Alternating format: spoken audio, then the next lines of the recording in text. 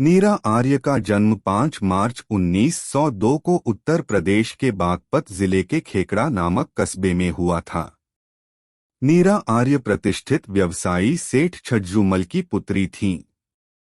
जब नीरा आर्य का जन्म हुआ तब भारत में अंग्रेजों का शासन था और छोटी उम्र से ही उनकी रुचि इस ओर बढ़ गई थी। उन्होंने राष्ट्र के प्रति अपने प्रेम को साबित किया। बचपन के दौरान उन्होंने कई स्वतंत्रता आंदोलनों में भाग लिया।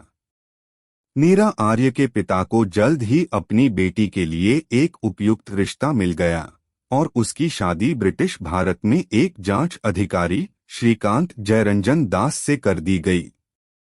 शादी के तुरंत बाद नीरा आर्य और उनके पति का पेशा उनके बीच संघर्ष का मुद्दा बन गया। चूंकि उनके पति ब्रिटिश सरकार के लिए काम करते थे, इसलिए वह एक वफादार ब्रिटिश नौकर थे, जबकि नीरा अपने देश के लिए अंग्रेजों से आज़ादी चाहती थीं। राष्ट्र के प्रति अपने प्रेम के कारण नीरा अपनी शादी के बाद आज़ाद हिंद फौज के तहत झांसी रेजिमेंट में शामिल हो गईं। इस रेजिमेंट के संस्थापक नेताजी सुभाष चंद्र बोस थे। यह रेजिमेंट देश में स्वतंत्रता आंदोलन के लिए काम कर रही थी। भारतीय राष्ट्रीय सेना, जिसे आज़ाद हिंद फौज के नाम से भी जाना जाता है, की स्थापना 21 अक्टूबर 1943 को सिंगापुर में हुई थी। यह संगठन आज़ाद हिंद के संस्थापक सुभाष चंद्र बोस की अवधारणाओं से प्रेरित था।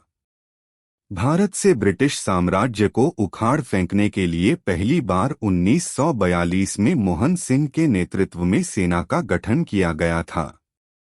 जब नीरा के पति को सुभाष चंद्र बोस आईएनए सेना और इसमें नीरा की भागीदारी के बारे में पता चला तो उन्होंने सुभाष चंद्र बोस के रहस्यों को जानने की कोशिश की, क्योंकि श्रीकांत जयरंजन दास को नेताजी की जासूसी करने और उनकी हत्या करने का आदेश दिया गया था।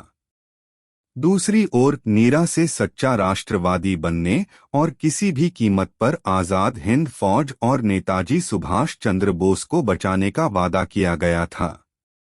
एक दिन जब उनके पति ने सुभाष चंद्र बोस की हत्या करने का प्रयास किया तो उन्होंने अपने पति श्रीकांत जयरंजन दास की चाकू मारकर हत्या कर दी और नेताजी सुभाष चंद्र बोस को बचाया। एक ब्रिटिश सरकारी कर्मचारी की हत्या के लिए उन्हें आजीवन कारावास की सजा सुनाई गई। रिपोर्टों के अनुसार नीरा को हर दिन प्रताड़ित किया जाता था और कांग्रेस के नेताओं, विशेषकर सुभाष चंद्र बोस के बारे में जानकारी देने के लिए रिश्वत की पेशकश की जाती थी। अगर वह ऐसा करेगी तो उसे जमानत दे दी जाएगी। लेकिन देश के प्रति उनकी देशभक्ति इस कठिन समय में भी खत्म नहीं हुई। इतिहास की खबरों के मुताबिक नीरा देश के लिए लड़ती हैं और उनके स्तन काट दिए गए क्योंकि उन्होंने सुभाष चंद्र बोस के ठिकाने के बारे में जानकारी देने से इनकार कर दिया था। काफी यातनाओं के बावजूद नीरा आर्य देश और सुभाष चंद्र बोस के प्रति वफादार रहीं और आज़ाद हिंद फौज की पहली महिला जासूस बनी। भारत की आज़ादी के बाद वह जेल से बाहर आईं।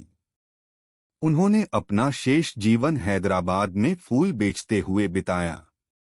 यहाँ तक कि उनकी झोपड़ी को भी बाद में वर्तमान सरकार ने ध्वस्त कर दिया था। सरकार ने दावा किया था कि उनकी झोपड़ी सरकारी जमीन पर बनाई गई थी। 26 जुलाई 1998 को वह हर भारतीय को एक संदेश देकर दुनिया से चली गईं। क्या स्वतंत्र भारत में अपने अंतिम दिनों में वह इसकी हकदार थीं?